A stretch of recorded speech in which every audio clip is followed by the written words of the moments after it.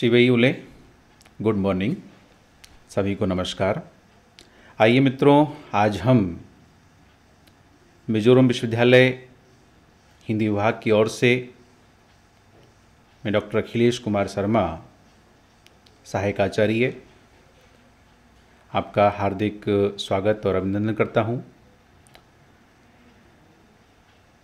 व्याख्यान की इस परंपरा में आज हम हिंदी साहित्य के इतिहास के आधुनिक काल के समकालीन हिंदी कविता के प्रमुख हस्ताक्षर सर्वेश्वर दयाल सक्सेना और उनकी कविता तुम्हारे साथ रहकर पर आपसे बातचीत करेंगे, आपसे संवाद करेंगे और तत्कालीन संदर्भों में इस कविता की सार्थकता और प्रासंगिकता पर भी हम बात करेंगे।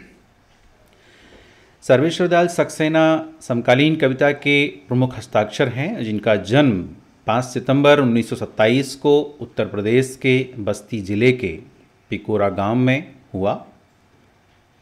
ठेठ देहाती परिवेश, खेत खलियान, तालाब, बाग बगीचे, पेड़ और उसके बीच विकसित होता सर्वेश्वर का बचपन और बचपन के संस्कार, आर्थिक संघर्ष से जूझता मध्यम वर्गीय परिवार, जहां सर्वेश्वर का बचपन बीतता है, पलते हैं, बड़े होते हैं।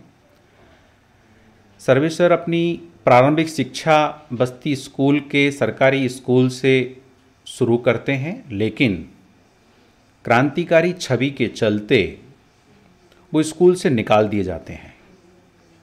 यह देश की गुलामी का दौर था और देश में स्वाधीनता प्राप्ति के लिए आंदोलन अपने उत्कर्ष पे थे। ऐसे में उनके परिवेश और परिवार के संस्कार उन पर पड़ना सहज और लाजमी थे। वो पढ़े और उसी छवि के कारण वो स्कूल से निकाल दिए जाते हैं। हाई स्कूल की परीक्षा से पहले नवीं क्लास में वो स्कूल से, सरकारी स्कूल से निकाल दिए जाते हैं। जैसे तैसे एंग्ल स्कूल से, वहीं के एंग्ल स्कूल से हाई स्कूल की परीक्षा पास करते हैं और फिर उसके बाद वे अपनी माता सौभाग्यवती की इच्छा के अनुरूप, असल में उनकी माता चाहती थी कि उनका बेटा पढ़ लिख कर कुछ बने, और ठीक इसके विपरीत उनके पिता चाहते थे कि सर्वेश्वर में एक रचनात्मक व्यक्तित्व विकसित हो। ये दोनों माता पिताओं के बीच जो द्वंद्व था वो सर्वेश्वर ने बचपन में झेला, और उस द्वंद्व में जीत जो है उनकी माता की होती है। माता उनकी पेशे से अध्यापिका थीं और वो अपना ट्रांसफ़र करवाकर बनारस आईं अपने बेटे सर्वेश्वर के लिए, और वहीं बनारस से सर्वेश्वर जी की इंटर की पढ़ाई पूरी होती है।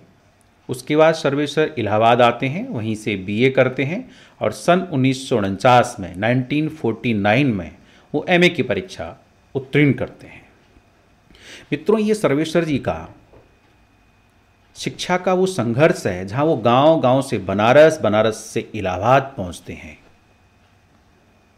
लेकिन ठीक इसके बाद जब वो अपने जीवन के दूसरे चरण में प्रवेश करते हैं, और वो चरण आजीविका के लिए संघर्ष है।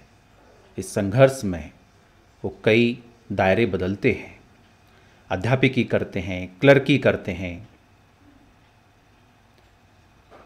1949 से 55 के बीच प्रयाग में वो एक कार्यालय में डिस्पैचिंग के कार्य से जुड़ते हैं। उसके बाद वो आकाशवाणी में सहायक प्रोड्यूसर, दिल्ली, लखनऊ, भोपाल आदि स्थानों पर वो इस दायित्व को भी संभालते हैं, निभाते हैं। प्रयोगवादी कविता के प्रवर्तक सच्चिदानंद हीरानंद बादशाह अज्ञे के संपर्क में आते हैं और उनके प्रति उनकी निष्ठा जगती है, और ये निष्ठा साहित्य के माध्यम से जगती है। और उस निष्ठा के चलते 1964 में वो दिल्ली में अज्ञे जी के साथ दिनमान में उप संपादक का कार्य संभालते हैं और इस कार्य से जुड़ना, पत्रकारिता से जुड़ना, अज्ञे जी के कहने मात्र से वो अपनी नौकरी छोड़ करके पत्रकारिता में आ जाते हैं। ये उनका साहित्य के प्रति लगाव है, ये उनकी रचनात्मक धर्मिता का एक अटूट रिश्ता है जो उन्हें कहीं ना कहीं बांधता है कि हाँ, इस क्षेत्र में, इस रास्ते पर उन्हें आगे बढ़ना है। उसके बाद वो पराग बाल पत्रिका के संपादन कार्य से जुड़ते हैं। 1982 से लेकर मृत्यु पर्यंत तक वो जुड़े रहते हैं और यह इस और भी संकेत करता है कि सर्वेश्वर बाल साहित्य के प्रति भी सजग थे। अगर समकालीन कविता या नई कविता के उस दौर की हम बात करें तो नई कविता 1950-51 के बाद जो नई कविता का आंदोलन उठ खड़ा हुआ, उसके समानांतर जो समय है, वो रचनाकार हैं, वो नई कविता से हैं। और ठीक उसके बाद 1964 के आसपास समकालीन कविता की चर्चा साहित्य जगत में होने लगती है। 1943 के आसपास अज्ञे एक नया प्रयोग करते हैं और 7 कवियों को लेकर उनकी कविताओं का एक संकलन वो प्रकाशित करते हैं, जिसका नाम तार सप्तक होता है। 1943 में तार सप्तक का प्रकाशन होता है। 1951 में दूसरे तार सप्तक का प्रकाशन होता है और तीसरे तार सप्तक 1959 में अज्ञे के द्वारा प्रकाशित, संपादित ये तार सप्तक, और जिसके कवि के रूप में सर्वेश्वर स्थापित होते हैं और नई कविता में अपनी पहचान को स्थापित करते हैं, चिन्हित करते हैं। गौर करने की बात यह भी है कि सर्वेश्वर तो दिनमान में अज्ञे के साथ जुड़ते हैं, तो न केवल उनका जुड़ना संपादन से जुड़ना नहीं है, वो दिनमान में एक चर्चे और चरखे नामक कॉलम लिखते हैं, स्तंभ लिखते हैं और बरसों इसमें मर्मभेदी लेखन करते हैं। और इस स्तंभ से, इस कॉलम से सर्वेश्वर की पहचान स्थापित होती है। सर्वेश्वर कला, साहित्य, संस्कृति और राजनीतिक गतिविधियों में सक्रिय हिस्सेदारी निभाते हैं। 1972 में 1972 में सोवियत लेखक संघ के आमंत्रण पर पुष्किन काव्य समारोह में भी शिरकत करते हैं। ये मोटा मोटा सा एक सामान्य तौर पे हमने सर्वेश्वर जी का एक परिचय जाना। हम मुख्य उनकी प्रमुख पुस्तकों से हम अवगत होते हैं, जानकारी प्राप्त करते हैं। कविता संग्रहों की जब सर्वेश्वर की बात होगी तो काठ की घंटियाँ, बांस का पुल, एक सूनी नाव, कुआनो नदी, कविताएं भाग 1, कविताएं भाग 2, जंगल का दर्द, खूंटियों पर टंगे लोग, ये उनके प्रमुख कविता संग्रह हैं।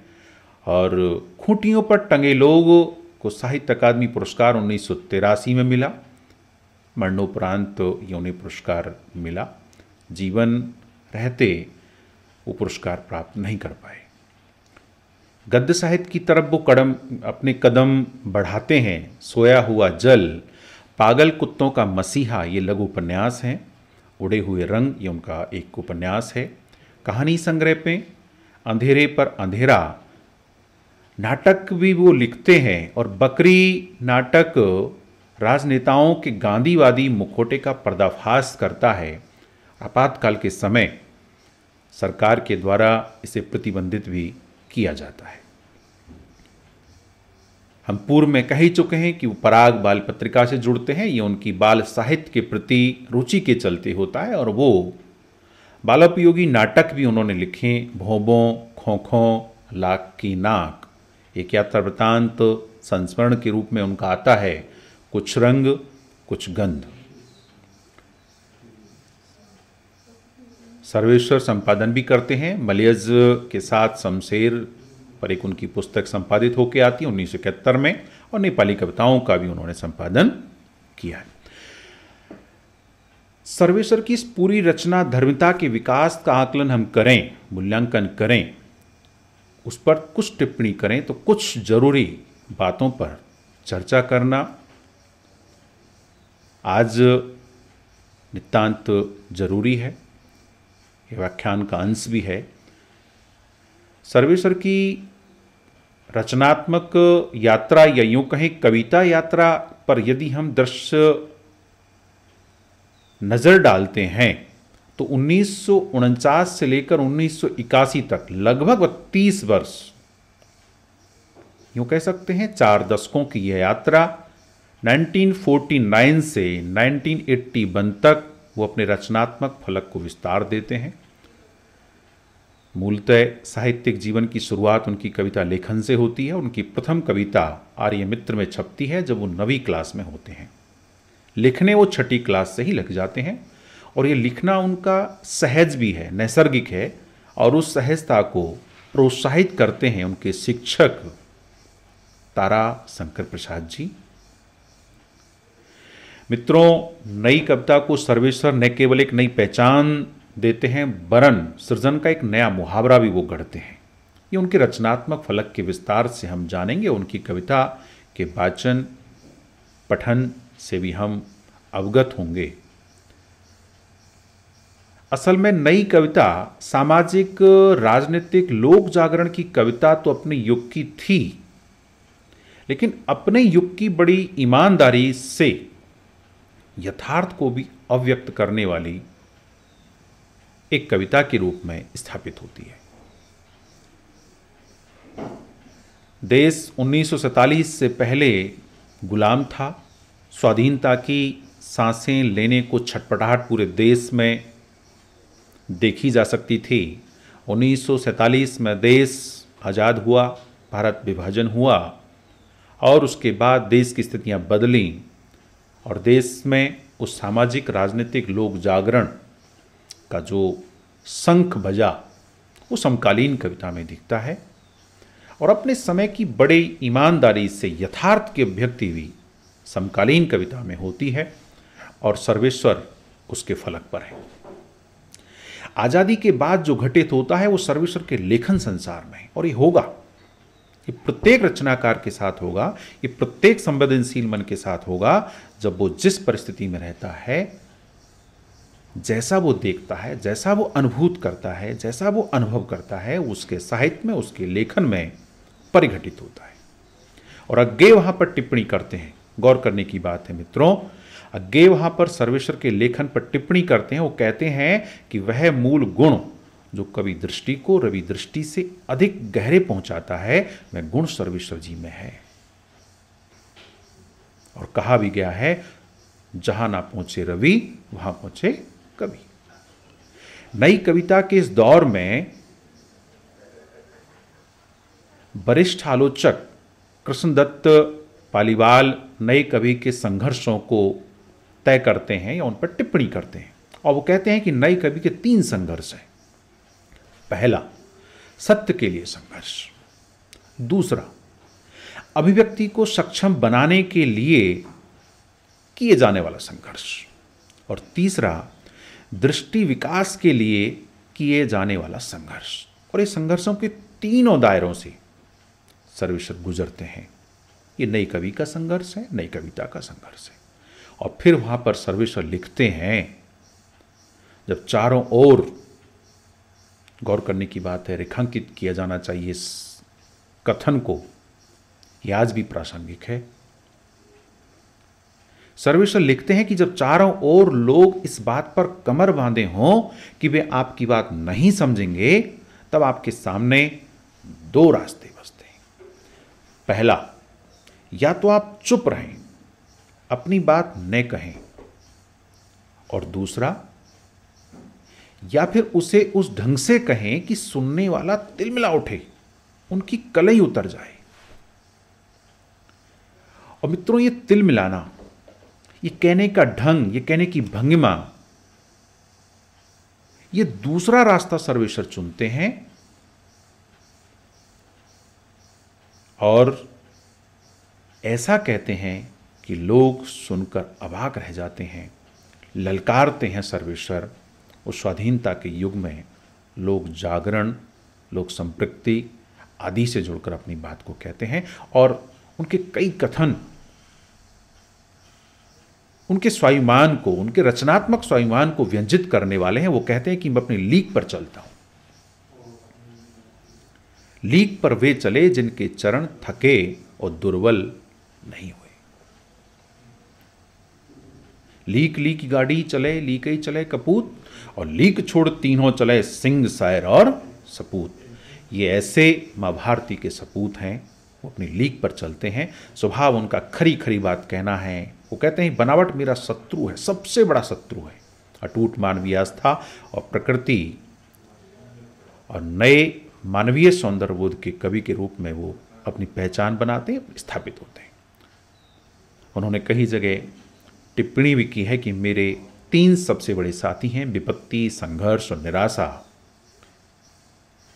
निराशा चूंकि उनके जीवन में उनका साथ नहीं छोड़ती है, लेकिन एक रचनात्मक व्यक्ति उस निराशा को आशा में बदलने के लिए जो प्रयत्न करता है, वो प्रयत्न, वो जिजीविषा सर्वेश्वर के अंदर है। वो मानवीय आस्था के, गहरे संवेदना के, सघन अनुभूति के कवि के रूप में स्थापित होते हैं।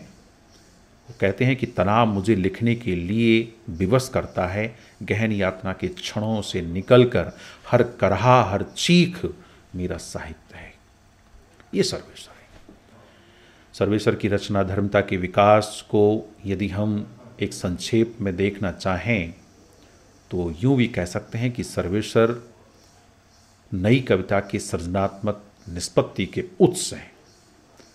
और ये वो सर्वेश्वर हैं जो नई कविता को खरे खरे ललकारते हैं। वो कहते हैं, सर्वेश्वर कहते हैं कि नई कविता को अहमवादी, कुंठावादी, सेक्सवादी, फ्रायडवादी, प्रयोगवादी, शास्त्रवादी जिन्होंने कहा वो उनको कोसते हैं, ललकारते हैं। मित्रों, भक्ति काल में कबीर ने भी भरे बाजार में होकर चुनौती दी थी, ललकारा था। कबीरा खड़ा बाजार में सबकी मांगे खैर। वो ललकारना अलग है, उस काल का है। ये आज का ललकारना है, जहां नई कविता पर तमाम आक्षेप लग रहे हों, आलोचनाओं पर एक संकुचित गहरा पहरा बिठा दिया हो, तब सर्वेश्वर के ये कथन नई कविता के विकास को एक अलग परिदृश्य में देखने के लिए हम सबको आमंत्रित करते हैं, सोचने को, चिंतन को विवश भी करते हैं। स्वाधीनता आंदोलन के संस्कार सर्वेश्वर में गांधी की दृढ़ता बनकर मौजूद रहे। स्वाधीनता के बाद लोहिया की विचारधारा उनके कवि मानस को सींचती है, संबल देती है। ये समाजवादी विचारधारा है। और ये विचारधारा, या यूं कहें कि ये प्रभाव सर्वेश्वर और उनकी कविता को बहुत आगे तक ले जाता है। लेकिन ठीक यहीं पर हम यह भी कह सकते हैं कि सर्वेश्वर किसी एक विचारधारा या किसी बाद में बंधकर नहीं लिखते हैं, नहीं रहते हैं। मार्क्स ने उन्हें प्रभावित जरूर किया, पर वे मार्क्सवादी नहीं बन सके। फ्रायड से उनका कोई समझौता नहीं चल सका। वे मूलतः बादों नारों से दूर स्वतंत्र चेतना धर्मी रचनाकार रहे। उन्हें किसी की विचार की गुलामी पसंद नहीं थी। सिर्फ और सिर्फ स्वतंत्र विद्रोही लेखन उनकी पहचान है। वरिष्ठ आलोचक कृष्णदत्त पालीवाल ये टिप्पणी करते हैं। गौर करने की बात यहाँ पर यह भी है कि इन तमाम बादों नारों से दूर सर्वेश्वर, भारतेंदु हरिश्चंद्र, मैथिली शरण गुप्त जिन्हें वो दद्दा कहते हैं, माखनलाल चतुर्वेदी, प्रसाद, निराला की राह का अनुगमन करते हैं, भारतीय चिंतन परंपरा से जुड़ते हैं, भारतीय दृष्टि उनकी विकसित होती है। और वो कहते भी हैं कि मुझे हिंदी को सड़क पर लाना होगा। ये हिंदी को सड़क पर लाने का मतलब है कि हिंदी के बूते, जब गांधी जी ने कहा कि देश को आज़ादी दिलाने का बड़ा हथियार हिंदी रहा, तो उसी हिंदी को सर्वेश्वर आम जुबान की भाषा आम जन की भाषा के रूप में स्थापित और उसे जानने पहचानने का एक माध्यम बनाने के लिए तत्पर दिखते हैं और अपने काव्य में, अपने संपूर्ण काव्य में सर्वेश्वर मानव मुक्ति की आकांक्षा, स्वाधीनता की चेतना को विकसित करने वाले पक्षों पर दृष्टि डालते हैं। ठीक सर्वेश्वर की रचना यात्रा पर जब हम पड़ावों पर दृष्टि डालते हैं तो कुछ ठिकाने उनके तय होते हैं और वहीं उन ठिकानों को तय करने का जो कार्य वरिष्ठ आलोचक और पत्रकार प्रयाग शुक्ल जी ने किया वो गौर करने लायक है। उस पर हमारी नज़र होनी चाहिए कि सर्वेश्वर की रचना की कौन कौन से ठिकाने हैं जहां सर्वेश्वर पुनः पुनः बार बार उन ठिकानों की यात्रा करने चाहते हैं। और वो ठिकाने आज के परिदृश्य में जब हम पूरी की पूरी दुनिया, हमारा देश एक विपद आपदा के क्षणों से गुजर रहा है, तो कहीं ऐसा तो नहीं कि हम अपने उन ठिकानों को भूल गए हैं जहां हमें होना चाहिए था। सर्वेश्वर की रचना में वो ठिकाने हैं। एक संवेदनशील रचनाकार के रचनात्मक फलक में वो ठिकाने हमें देखने को मिलते हैं और उसी पर टिप्पणी करते हुए प्रयाग शुक्ल जी कहते हैं कि सर्वेश्वर के विविध लगाव रहे। प्रत्येक रचनाशील व्यक्ति के भी होते हैं। वो कहते हैं कि वे अपनी पीड़ा, अपने सुख, अपने प्रेम की कविताओं में पाने, पहचानने, बांटने के लिए जिन जिन ठिकानों की यात्रा करते हैं वो कौन से ठिकाने हैं। वो अपनी पीड़ा को भी, वो अपने सुख को, अपनी प्रेम की कविताओं को, प्रेम को पाने के लिए और प्रेम को पहचानने के लिए और फिर अपने सुख को बांटने के लिए जिन जिन ठौर, ठिए, ठिकानों, ठेठ हिंदी का देश शब्द है ठिकाना, मेरा ठौर। और जब सर्वेश्वर ठिकानों की यात्रा करते हैं तो मित्रों गौर करने की बात है कि वो ठिकाने कौन कौन से हैं।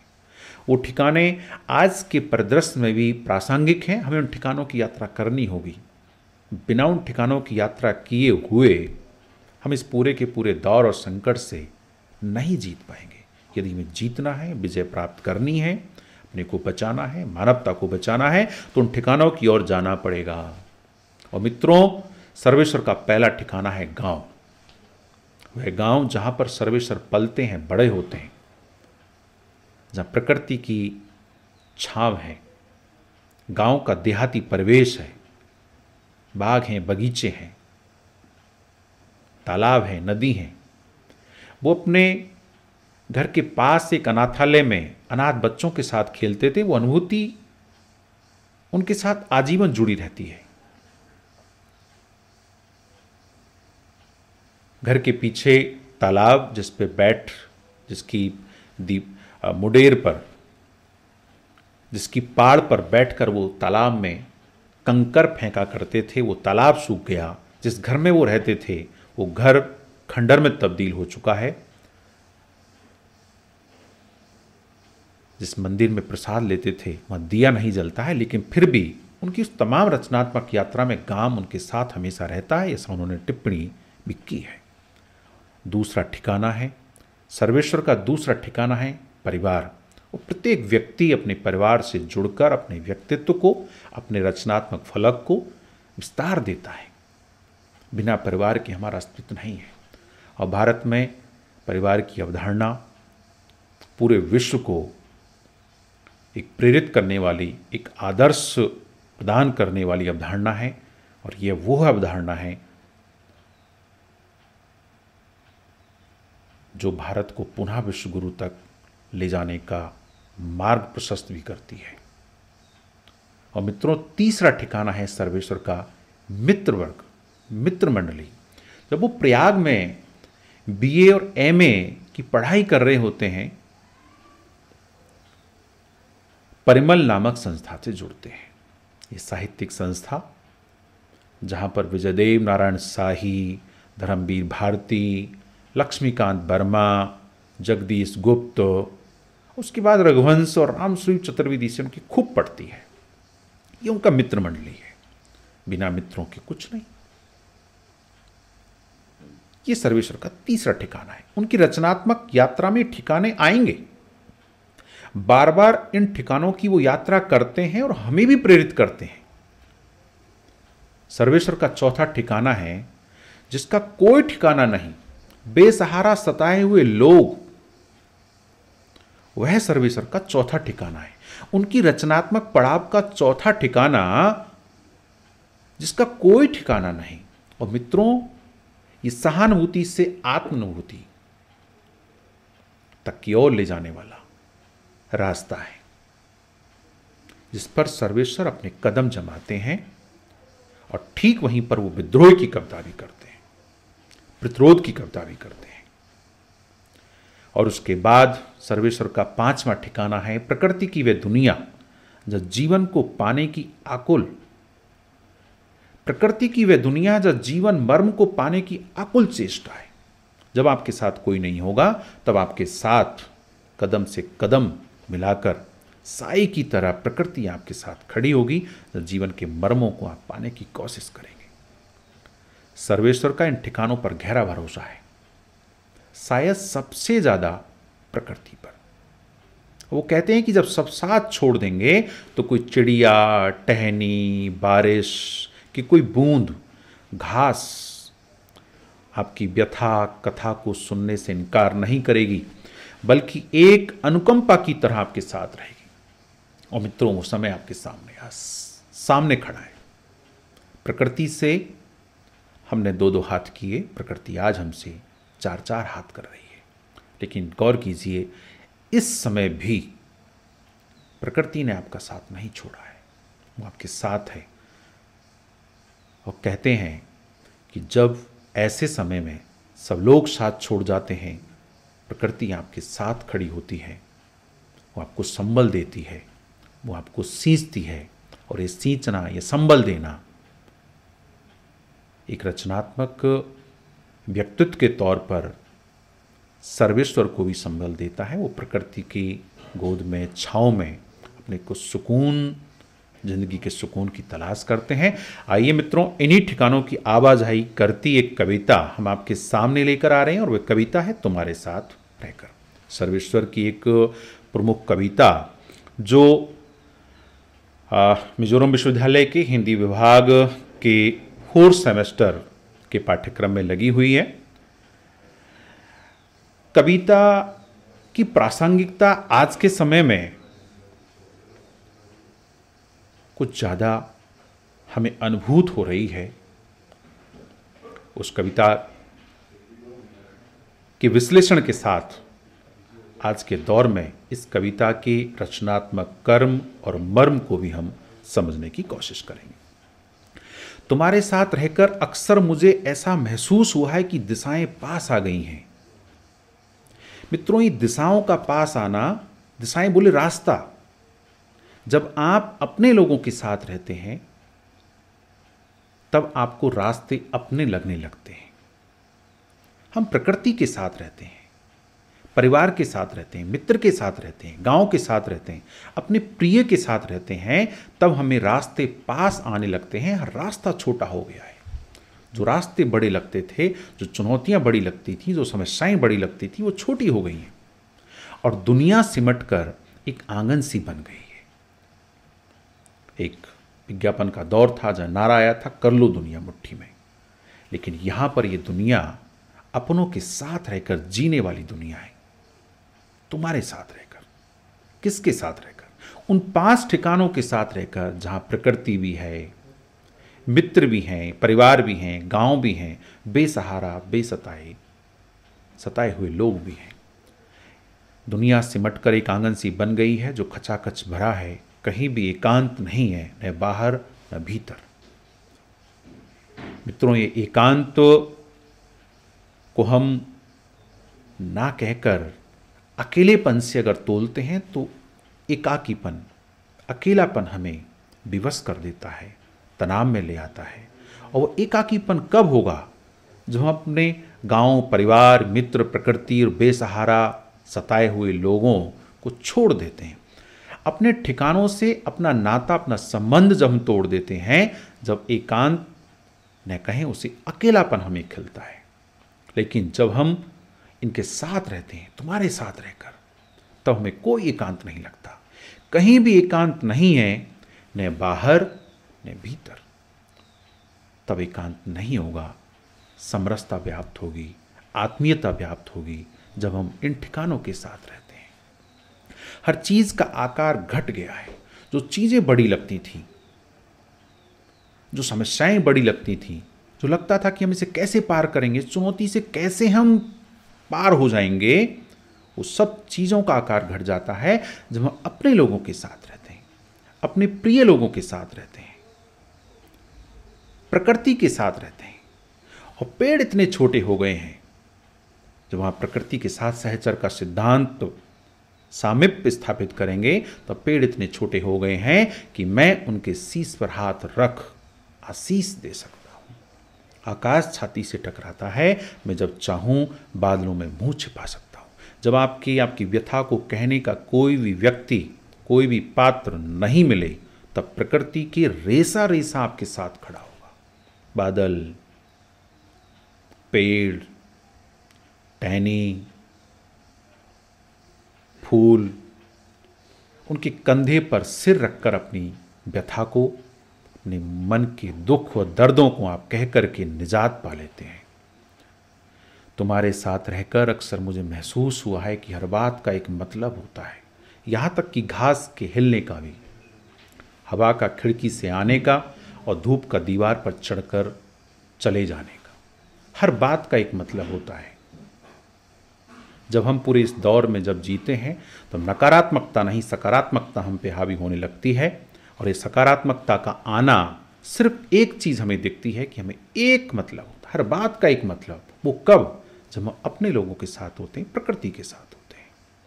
तुम्हारे साथ रहकर अक्सर मुझे लगा है कि हम असमर्थताओं से नहीं, संभावनाओं से घिरे हैं। हर दीवार में द्वार बन सकता है, हर द्वार से पूरा का पूरा पहाड़ गुजर सकता है। गौर करने की बात है, यहाँ पर तीसरे परिच्छेद में कविता कितनी सार्थकता को व्यंजित करती है। तुम्हारे साथ रहकर अक्सर मुझे लगा है कि हम असमर्थताओं से नहीं, संभावनाओं से घिरे हैं। असमर्थ नहीं करने का भाव, मैं इसको नहीं कर सकता, ये भाव हमारे अंदर नहीं होंगे। जब हम इन ठिकानों की यात्रा करते हैं, जब हम अपने प्रिय लोगों के साथ रहते हैं, अपने लोगों के साथ रहते हैं, प्रकृति के साथ रहते हैं, गांव परिवार के साथ रहते हैं। और ये कथन एक प्रेमिका का प्रेमिका के प्रति हो सकता है, एक प्रकृति प्रेमी का प्रकृति के प्रति भी हो सकता है, एक पति का पत्नी के प्रति हो सकता है, एक परिवार के प्रति हो सकता है, एक मित्र के प्रति हो सकता है, सताए हुए लोगों के प्रति हो सकता है। वो जब कहेगा, अनुभूत करेगा इस सत्य को कि जब मैं तुम्हारे साथ रहता हूं, तो अक्सर मुझे लगा है कि हम असमर्थताओं से नहीं, संभावनाओं से घिरे हैं। ये संभावना है, मैं इस काम को कर सकता हूं। पॉसिबल, संसार में कुछ भी असंभव नहीं है, संभावना है तो आपकी जिंदगी है। और फिर हर दीवार में द्वार बन सकता है। कोई भी बाधा, दीवार बोले बाधा, ब्रेकर, समस्या, उसमें द्वार बन सकता है। माझी ने पूरा पर्वत तोड़ के रास्ता बनाया था। तो आप छोटी सी इन समस्याओं में या बड़ी से बड़ी समस्याओं में एक द्वार बना सकते हैं। भारतीय चिंतन, भारतीय दृष्टि का द्वार बना सकते हैं, और उस हर द्वार से पूरा का पूरा पहाड़, पूरी समस्या आपके सामने से गुजर जाएगी। शक्ति अगर सीमित है तो हर चीज़ अशक्त भी है। भुजाएं अगर छोटी हैं तो सागर भी सिमटा हुआ है। शक्ति अगर सीमित है आपकी तो हर चीज़ अशक्त है।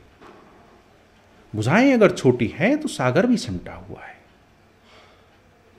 सामर्थ्य केवल इच्छा का दूसरा नाम है। गौर कीजिए मित्रों, ये कविता का क्लाइमेक्स है, चरमोत्कर्ष है। वो कहते हैं कि सामर्थ्य केवल इच्छा का दूसरा नाम है। कर सकने की इच्छा अगर है तो वही आपकी इच्छा है। कर सकने की जो क्षमता है वही इच्छा का दूसरा नाम है।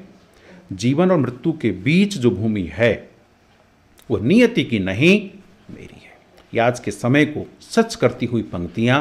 वो कहते हैं कि जीवन, जन्म और मरण से लेकर जो मेरा कार्य करने का जो अवकाश है वो नियति का नहीं, वो मेरा है।